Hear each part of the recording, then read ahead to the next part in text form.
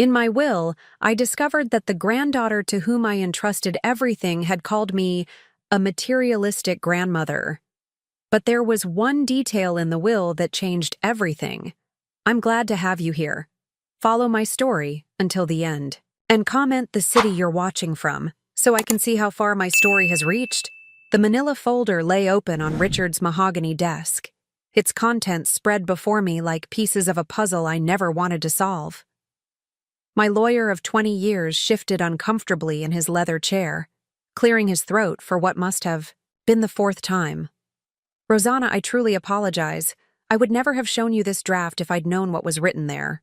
Richard's voice was gentle, the way people speak to the terminally ill.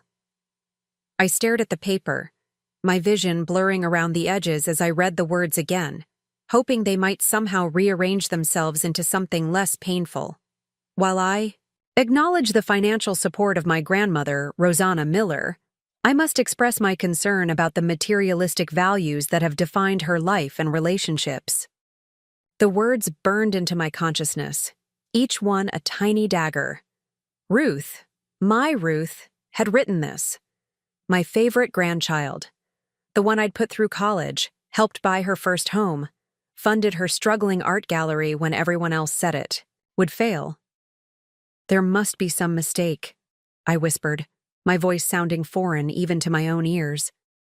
Ruth wouldn't say this. Richard removed his glasses, polishing them with his pocket square, a nervous habit I'd noticed over our many years of friendship. The document came directly from her, Rosanna. It's part of her statement for the family trust documentation. At 75, I'd weathered many storms. My husband's early death, raising 3 children alone, building a business from nothing. But this betrayal cut deeper than I could have imagined.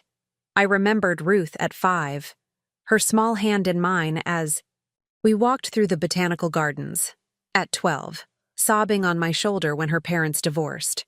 At 22, throwing her graduation cap in the air while I cheered from the audience, my heart nearly bursting with pride. "Would you like some water?" Richard asked, already reaching for the crystal carafe on his desk. I shook my head, gathering the papers with trembling hands. I'd like to go home now. The drive back to my house was a blur. Autumn leaves swirled across the windshield, their vibrant colors at odds with the grayness that had settled over my world. I pulled into my driveway, the sprawling Victorian I'd purchased after selling my company, the home where Ruth had spent countless weekends and summer vacations. Inside, I moved through familiar rooms that suddenly felt like a museum, filled with expensive things that apparently defined me in my granddaughter's eyes. The antique writing desk where I'd helped Ruth with her college applications. The kitchen where we'd baked Christmas cookies every December. Had it all meant nothing to her? I sank into my armchair by the window, watching as the afternoon light cast long shadows across the lawn. My phone buzzed, a text from Ruth herself. "Just checking in, Gran. Dinner on Sunday still good? Love you." The casual affection in her message made the wound even deeper. How could she write such loving texts while describing me as materialistic to my lawyer? Beside me on the side table was a framed photo, Ruth and me at her gallery opening last year. We were laughing, champagne glasses raised in celebration. I'd written a check for $50,000 that night to help her expand to a second location. Was that all I was to her? A checkbook with a pulse? I thought of all the financial support I'd given her over the years. The tuition payments, the down payment on her house, the gallery funding. I'd never hesitated, not once, because I loved her, because I wanted her life to be easier than mine had been. But perhaps I'd been foolish. Perhaps in trying to show my love through financial security, I'd somehow convinced her that money was all I cared about. My fingers hovered over the phone. I could confront her now, demand an explanation. But something held me back. If I wanted the truth, the real truth, I needed to understand what had brought us to this point. I picked up the phone and typed a reply that betrayed none of my heartbreak. "Looking forward to it, sweetheart. 6 p.m. as usual." Then I put down my phone and did something I hadn't done in years. I cried. Deep, wrenching sobs that seemed to come from the very core of my being. When the tears finally subsided, a strange clarity emerged from the pain. Before Sunday's dinner, I needed answers. And I would find them, even if they shattered what remained of my heart. The next morning, I awoke with a sense of purpose that cut through my grief. If Ruth truly believed I was materialistic, I needed to understand why. This wasn't just about hurt feelings. This was about unraveling a misunderstanding that had apparently been growing for years. I didn't have many days before Sunday dinner, and I needed answers. My first call was to my son, James, Ruth's father. We'd always been close, especially after his divorce from Diane 12 years ago.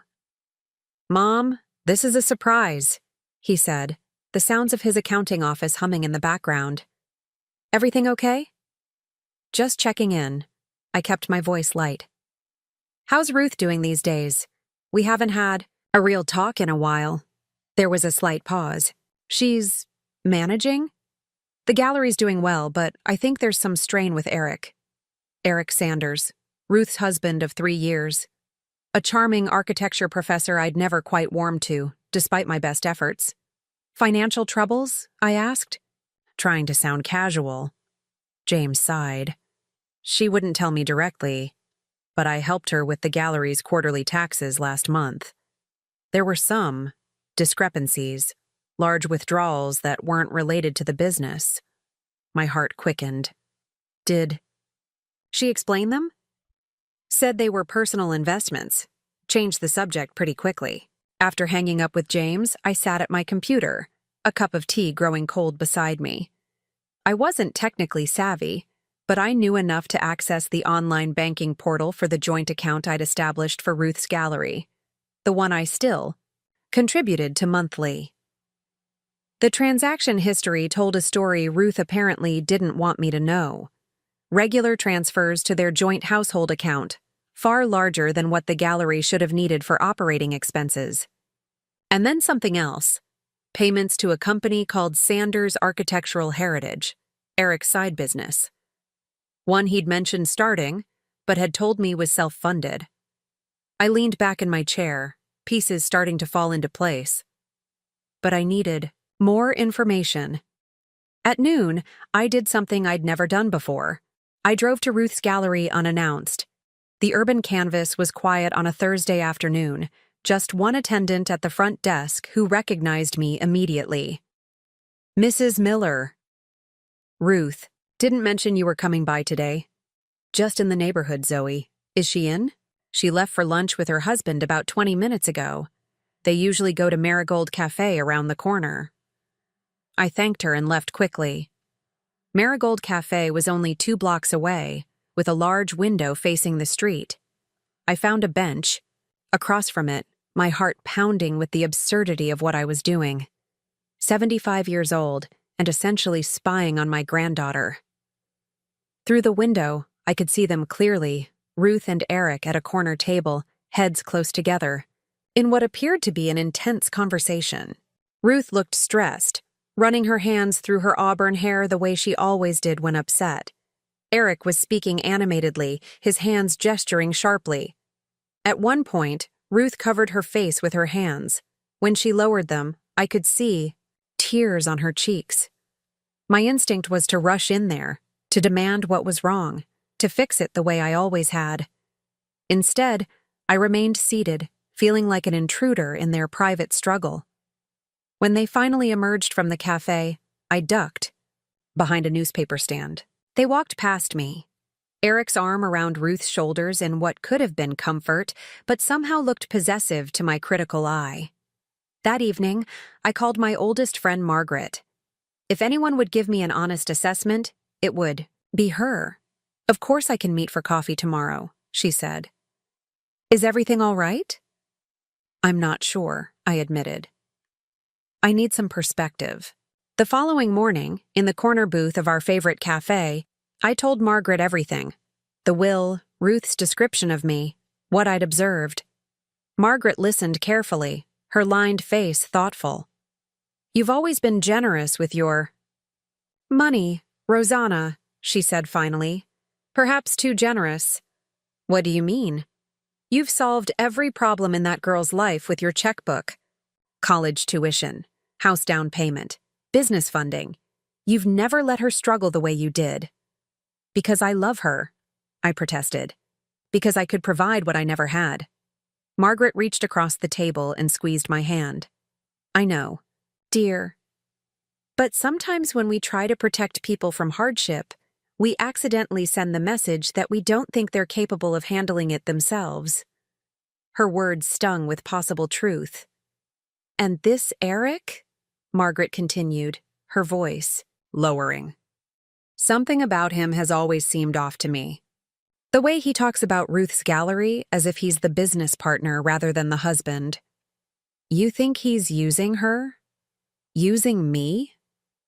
Margaret's silence was answer enough. That afternoon, I made one final call to Diane, my former daughter-in-law, and Ruth's mother. Despite the divorce, we'd maintained a cordial relationship. "Rosanna," she sounded surprised. "Is everything okay?" "I'm trying to understand something about Ruth," I said. "Has she ever mentioned feeling pressured by my financial help?" Diane was quiet for a long moment. "She hasn't said it directly to me, but Eric has mentioned it several times." "Eric talks to you about this?" "He makes comments about how Ruth feels she can never live up to your expectations because you've given her so much. About how she feels trapped by your generosity." My chest tightened. "Those were his words or hers?" "His," Diane admitted. But Ruth never contradicted him. After hanging up, I sat in my sunroom watching birds at the feeder, their simple movements a contrast to the complexity of human relationships. The pieces were forming a picture, but it wasn't complete. Sunday dinner was less than 48 hours away, and I was beginning to suspect that the grandchild I thought I knew better than anyone had been living under influences I'd failed to recognize. Sunday arrived with a crisp autumn chill. I spent the morning moving restlessly through my house, rehearsing and discarding different approaches for the conversation ahead. My dining room had hosted countless family dinners over the decades, birthdays, holidays, celebrations, but none had felt as consequential as tonight's. I prepared Ruth's favorite meal, roast chicken with rosemary potatoes and the apple pie recipe my mother had passed down to me. The familiar rhythms of cooking steadied my hands, even as my heart raced with anticipation. At precisely 6 o'clock, the doorbell rang. I smoothed my dress, took a deep breath, and opened the door. Gran. Ruth embraced me, her familiar floral perfume enveloping me. She looked tired, dark circles beneath her eyes poorly concealed with makeup. Eric stood behind her, his smile not quite reaching his eyes. "Rosanna, lovely to see you." I welcomed them in, accepting the bottle of wine Eric handed me with practiced grace. As they settled in the living room, I observed them more carefully than ever before. The way Ruth leaned slightly away from Eric, the way his hand possessively rested on her knee, the tension in her shoulders when he spoke over her.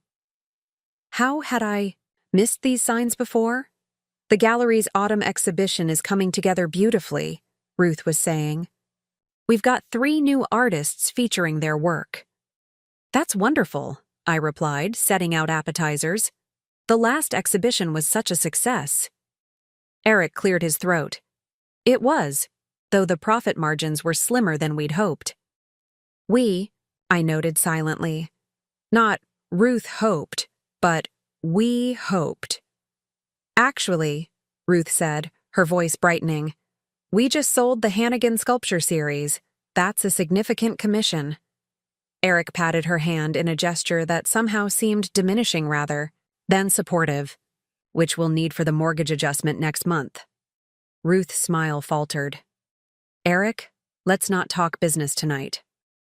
"It's hardly a secret," he replied, "especially not from Rosanna, given how involved she is in our finances.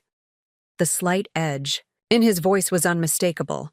I met his gaze steadily, refusing to be baited. "Dinner's ready?" I announced, leading them to the dining room where candles flickered against the darkening evening. Through the first course, we maintained light conversation. Community events, James's recent promotion, Margaret's hip replacement. But I could feel the unspoken tension building, like pressure before a storm. Finally, as I served the main course, I decided it was time. "Ruth," I said gently, "I need to ask you something important." She looked up, fork paused midway to her mouth. "Of course, Gran. Do you think I'm materialistic?" The question hung in the air. Ruth's face paled, her fork clattering against her plate. "What?" she whispered. "I saw the statement you prepared for my will documentation," I said, keeping my voice measured.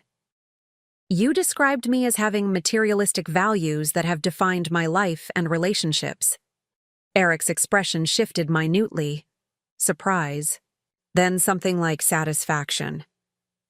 Ruth's eyes filled with tears. "Gran, I just want to understand," I continued. "After everything we've shared, is that truly how you see me?" Ruth looked stricken, glancing between Eric and me. I wasn't saying—" "What Ruthie means," Eric interrupted smoothly, "is that there's been some context lost. We were discussing the impact of financial dynamics on family relationships. It was theoretical, really." "Then why was it in a formal document about my will?" I asked, looking directly at him now. He shifted uncomfortably. "Legal documents often require perspectives on family values. It wasn't meant to be personal." "It felt very personal," I replied, "especially coming from the granddaughter I've always been closest to." Ruth's tears spilled over. "Gran, I'm so sorry. I didn't mean it the way it sounds." "Then how did you mean it?" She twisted her napkin in her lap. "It's just, sometimes I feel like you think money solves everything, that if you write a check, problems disappear." "When have I ever given you that impression?" I asked, genuinely bewildered. "Every time I struggle with something." Her voice rose slightly. "College was hard. You paid for a tutor. First apartment had issues. You moved me to a better one. Gallery was struggling. You invested more money. I felt as if I'd been slapped. I was trying to help you." "I know," she said miserably. "But sometimes I needed to figure things out myself. To know I could do it without being rescued." Eric nodded supportively. "What Ruth is trying to say is that your love often comes with financial strings attached." "That's not true," I said firmly. "Isn't it?" he challenged. "The gallery expansion, you insisted on being a signing partner on the account. Ruth's house, you selected the neighborhood. Even our wedding, you upgraded everything we chose." I looked at Ruth, whose gaze was fixed on her plate. "Is that how you feel? That my help comes with strings? Sometimes?" she whispered. "Not always, but sometimes." My chest tightened. "I never meant to control you. I only wanted to make your life easier." "I know, Gran." Ruth reached across the table for my hand. "But sometimes when you step in and fix everything with money, it makes me feel inadequate, like you don't think I can handle things myself." The words echoed Margaret's assessment so closely that I felt a sharp pang of recognition. Had I really been so blind to how my help was perceived? Eric's phone buzzed. He checked it, then stood abruptly. "I need to take this. Work emergency." As he stepped into the hallway, Ruth visibly relaxed, her shoulders dropping, her breathing less constricted. And in that moment, watching my granddaughter transform in her husband's absence, I understood that there was much more to this situation than a single comment in a legal document. "Ruth," I said softly, "what's really going on? And please be honest with me." With Eric out of the room, The dining room seemed to exhale. Ruth's gaze darted nervously toward the hallway where we could hear Eric's muffled voice. Her hands trembled slightly as she reached for her water glass. "Gran," she whispered, "I never meant to hurt you. You have to believe that." I covered her hand with mine, noting how cold her fingers felt despite the warmth of the room. "Then help me understand what's happening, sweetheart." She drew a shaky breath. "Eric thinks—" She stopped, glancing again toward the hallway. "Eric says you use your money to control me, that you've always seen me as an investment rather than a person. And do you believe that?" Her hesitation was answer enough. "Ruth, I've only ever wanted to support you," I said gently. "If I've made you feel controlled or diminished, that was never my intention." Tears pooled in her eyes. "I know. But Eric says—" "I'm more interested in what you think," I interrupted softly. "Not what Eric says you should think." She bit her lip. "Things have been difficult lately." "The gallery?" "No, the gallery's doing well. It's—" She lowered her voice even further. "It's our finances. Eric made some investments that didn't work out. We're struggling, but he won't let me tell anyone." The pieces clicked further into place. "Is that where the money from the joint account has been going? The withdrawals to Sanders' architectural heritage?" She looked startled. "How did you—" "I still receive statements, Ruth. I've seen the transfers." She closed her eyes briefly. "It was supposed to be temporary, just until his business took off. But then there were more investments and more losses and—" She cut herself off, her eyes darting toward the hallway again. I felt a chill that had nothing to do with the temperature. "Ruth, are you afraid of Eric?" "No," she answered too quickly. "No, he just gets frustrated when things don't go as planned. He works so hard." "And the comment about me being materialistic? Was that his idea or yours?" She flushed. "He helped draft the statement. He said it would be good to establish clear expectations about family values in relation to the inheritance. Did you read what he wrote before you sent it?" I glanced at it, she admitted. "But things have been so hectic, and Eric said it was just standard legal language." My heart sank. "Oh, Ruth. I'm sorry, Gran," she whispered. "I should have read it more carefully." Eric's voice grew louder as he approached the dining room. Ruth straightened, her expression shifting into something more guarded. It was a transformation I recognized from my own past, the carefully neutral face I'd worn around my first husband during the bad years before I found the courage to leave. Eric returned, sliding smoothly back into his chair. "Sorry about that. Client emergency." He smiled at me, all charm. "Now, where were we?" "We were discussing perspectives," I said evenly. "Actually, I was about to show Ruth something important." I excused myself and went to my study, returning with a folder containing the paperwork Richard had shown me. I placed it on the table and opened it to reveal not just the statement about me being materialistic, but the complete document, all 15 pages of it. "I think you should read the entire thing, Ruth, not just the excerpts Eric may have shown." "You?" Eric's expression hardened. "Rosanna, this isn't the time or place." "I disagree," I replied firmly. "This is exactly the time and place." Ruth looked between us, then slowly pulled the document closer. As she read, her expression changed, from confusion to shock. "I didn't write this," she said finally, looking up with wide eyes. "I mean, some of it sounds like me, but most of it, these conditions and restrictions, I never said any of this." Eric shifted uncomfortably. "It's just legal jargon, Ruthie. All wills have that kind of language." "No," I said quietly. "They don't? Not unless someone wants to control how the inheritance is used." Ruth continued reading, her face growing paler with each page. "This says I believe Gran should place restrictions on any inheritance to family members with proven financial irresponsibility." She looked up at Eric. What does that mean? It's just protective language, he insisted. To ensure the family legacy is preserved. And this part, Ruth continued, her voice strengthening, about how inheritance should be managed by a third-party financial advisor, specifically Sanders Financial Planning. She stared at him. That's your cousin's company. Eric's jaw tightened. Ryan is highly qualified. The same Ryan who advised you on those failed investments? Ruth challenged, her voice rising slightly. She turned to me, her eyes clearing. Gran, I never wrote these things. I would never try to control your decisions about your own money. I reached across the table and turned to the final page of the document. Did you sign this, Ruth? She examined the signature at the bottom, running her finger over it. This looks like my signature, but I don't remember signing this specific document. Her brow furrowed.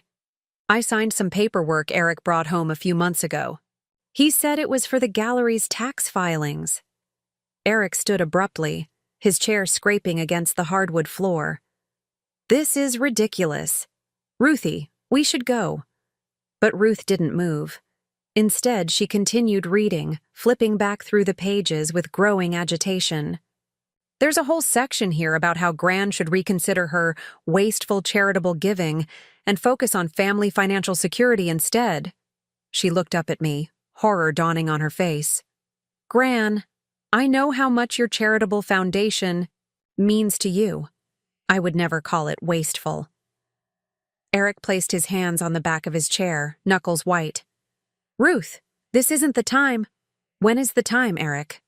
She challenged, a strength in her voice I hadn't heard all evening. When were you going to tell me you used my signature on a document I never read? When were you going to mention you've been trying to manipulate my grandmother's will to benefit yourself? The tension in the room was palpable. Eric's expression shifted from charm to anger to calculation so quickly it was almost imperceptible. But I recognized it. I'd seen it before in people who valued money over relationships. You're overreacting, he said, his voice deceptively calm. This is a simple misunderstanding. Is it? I asked. Because from where I'm sitting, it looks like you've been manipulating both of us, using Ruth's trust in you to try to control my estate planning. Eric's face hardened. I think we're done here. Ruth, get your coat.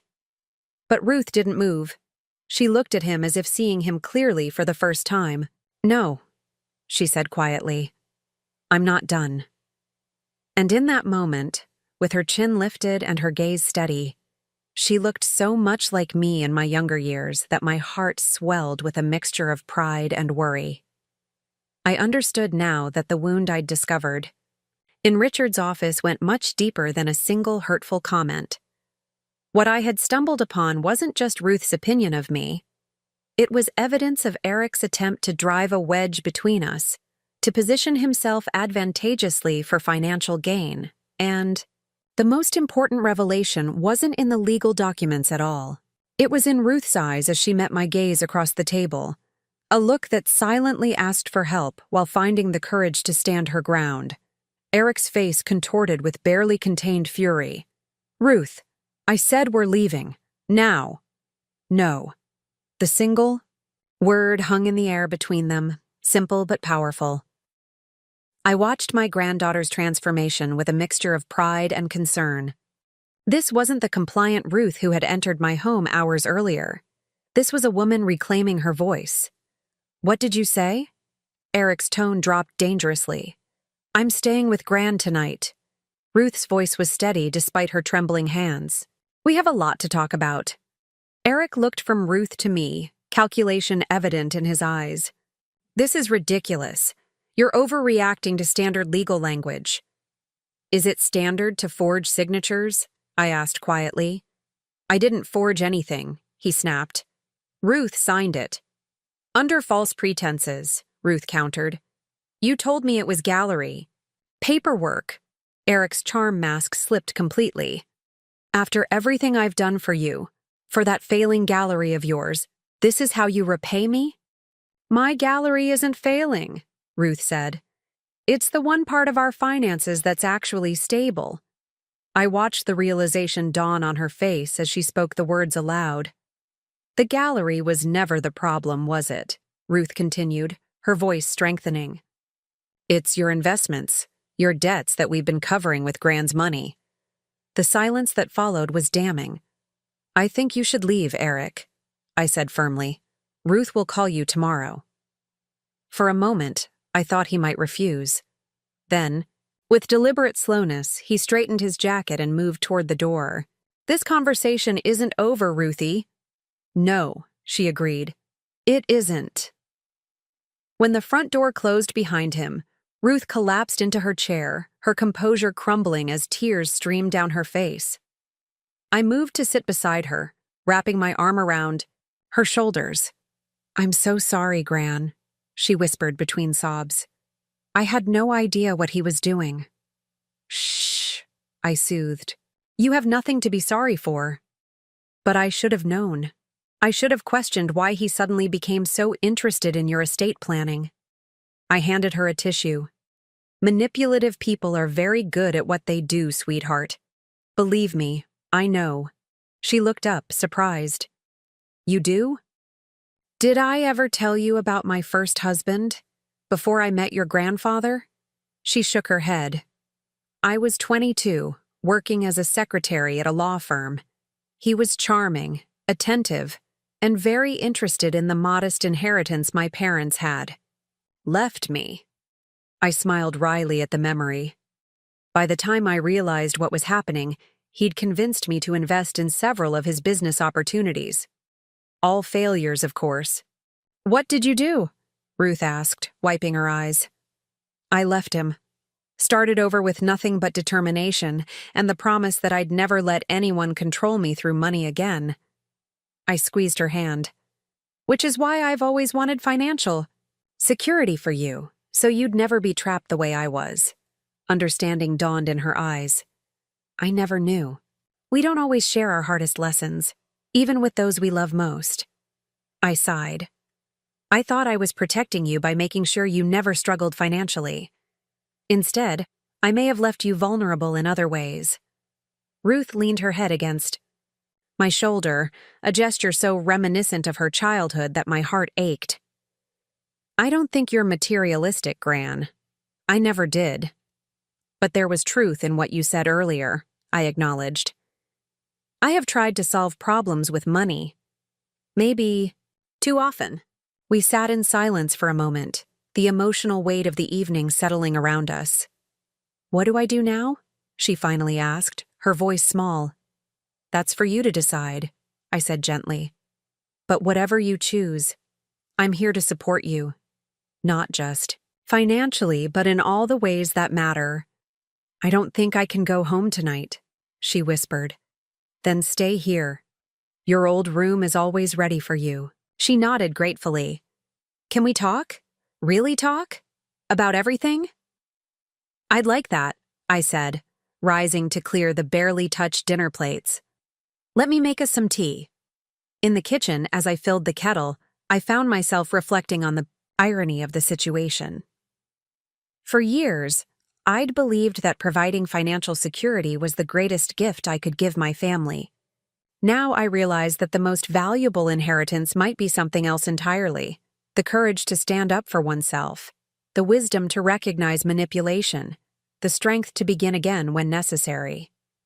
Later, seated in the living room with steaming mugs of chamomile tea, Ruth and I began a conversation that should have happened years ago. Not about money or wills or investments, but about our hopes, our fears, our mistakes, and what we had learned from them. I was so afraid of disappointing you, Ruth admitted. You've accomplished so much, built a company from nothing. I felt I could never measure up. And I was so determined you wouldn't struggle the way I did that I never let you find your own strength, I replied. Perhaps we both need to forgive ourselves a little. We talked late into the night, peeling back layers of misunderstanding that had accumulated over the years. With each honest exchange, I felt the distance between us shrinking, replaced by a deeper understanding than we'd ever shared before. When Ruth finally yawned, exhaustion overtaking her, I walked her to her childhood bedroom. The room still held remnants of her adolescence, debate trophies, art school acceptance letter framed. On the wall, the quilt I'd made for her 16th birthday. "I've kept it exactly the same," I said, a little embarrassed by the sentimentality. Ruth smiled, the first genuine smile I'd seen from her all evening. "It's perfect." She hesitated, then hugged me tightly. "Thank you, Gran. Not just for tonight, but for everything. We'll figure this out together," I promised. One step at a time. After she closed her door, I returned to the dining room and gathered the legal papers spread across the table. Eric's manipulation had nearly succeeded in driving a wedge between Ruth and me, a reminder that the greatest threats often come disguised as concern. Tomorrow there would be practical matters to address, consulting with Richard about the forged documents, helping Ruth evaluate her financial entanglement with Eric, considering what legal steps might be necessary. But tonight had given me something infinitely more valuable: the restoration of trust with my granddaughter, and the recognition that my true legacy would never be measured in dollars and cents. 6. Months can change everything. Spring had arrived in full force, coaxing blossoms from reluctant branches and warming the earth after winter's chill.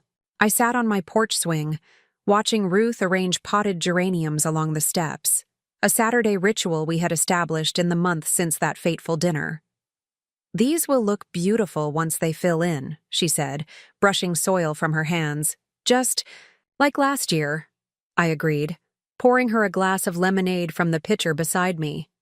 She joined me on the swing, our shoulders touching comfortably as we rocked gently.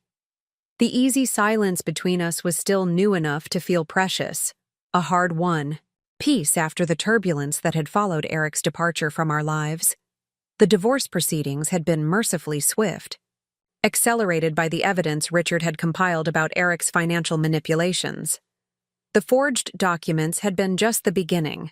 A deeper investigation revealed a pattern of deception extending back to the early days of Ruth's marriage. I got the final gallery numbers yesterday, Ruth said, breaking the silence.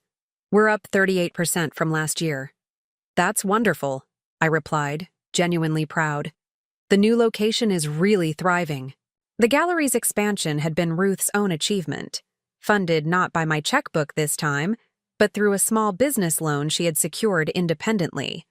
I had offered to help, of course, but she had gently declined. "I need to do this myself, Gran," she had explained. "Not because I don't appreciate your generosity, but because I need to know that I can." It had been difficult for me to step back, to resist the impulse to solve problems that weren't mine to solve. But I was learning, just as Ruth was learning to stand confidently on her own foundation. "James called this morning," I said. "He's bringing Anna to dinner tomorrow?" Ruth smiled. "Dad seems happy with her." "He does," I agreed. James's new relationship was progressing well, another positive change in our reshaping family landscape.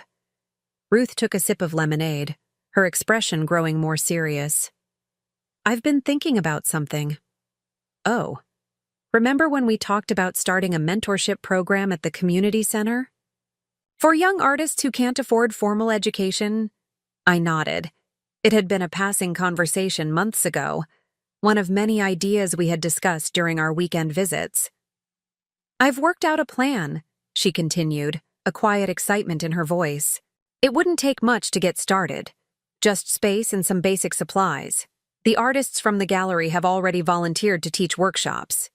I felt a familiar impulse rise within me, the urge to immediately offer financial backing to smooth the path forward with my resources.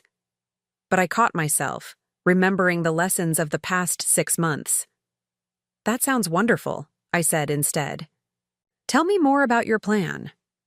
Ruth outlined her vision with growing animation, a program that would provide not just art education but business skills, helping young people from disadvantaged backgrounds build sustainable creative careers. Her eyes shone with purpose, her hands sketching imaginary spaces in the air as she spoke. When she finished, she looked at me expectantly. "What do you think?" "I think it's brilliant," I said honestly. "You've thought of everything." She hesitated. "There is one thing I wanted to ask you about." "Financial support?"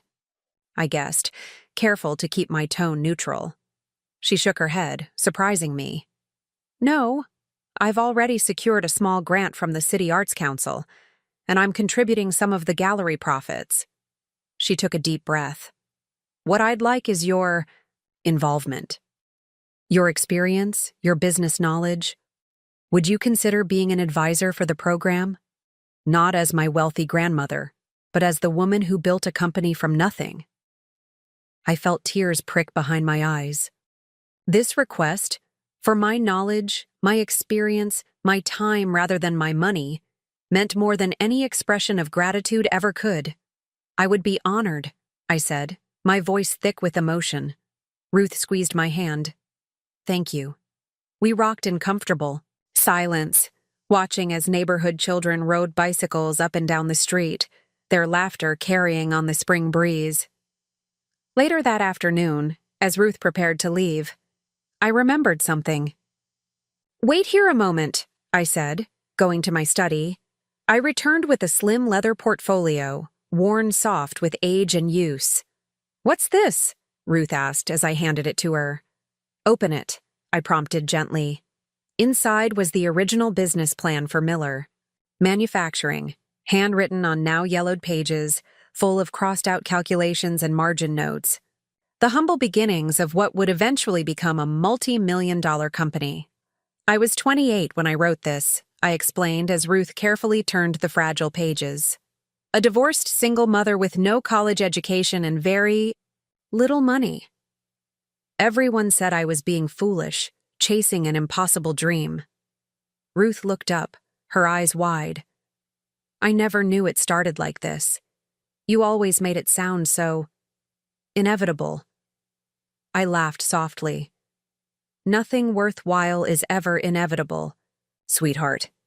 It's built one difficult decision at a time, often with no guarantee of success." She nodded, understanding dawning in her eyes.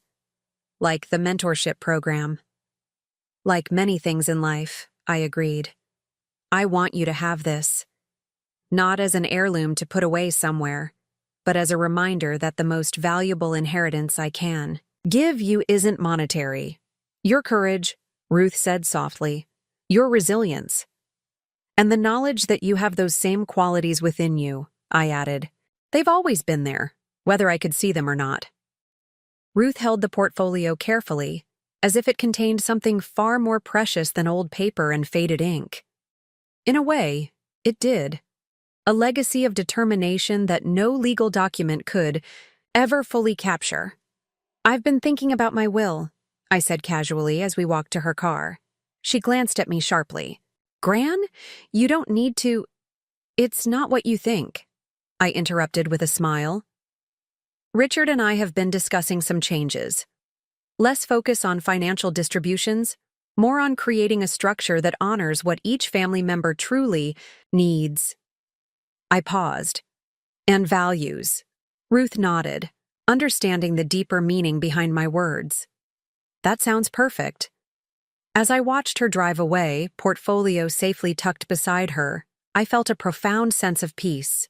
The painful revelation of 6 months ago, discovering that cruel description in my will, had led to something I never could have anticipated: a deeper, more authentic relationship with my granddaughter. The materialistic grandmother comment that had once wounded me so deeply now seemed like a gift in disguise. The catalyst that had forced both Ruth and me to confront uncomfortable truths and find our way to genuine understanding. Later that evening, as I sat in my garden watching the sunset paint the sky in shades of pink and gold, I reflected on the true nature of legacy. It wasn't the houses or investments or treasured possessions that would define what I left behind. It was these moments of connection, the hard conversations we'd finally had the courage to have, the trust rebuilt on stronger foundations, The knowledge that Ruth would move forward in her life not weighed down by obligation or resentment, but empowered by understanding and love. Some inheritances, I had learned, were far too valuable to be listed in any will.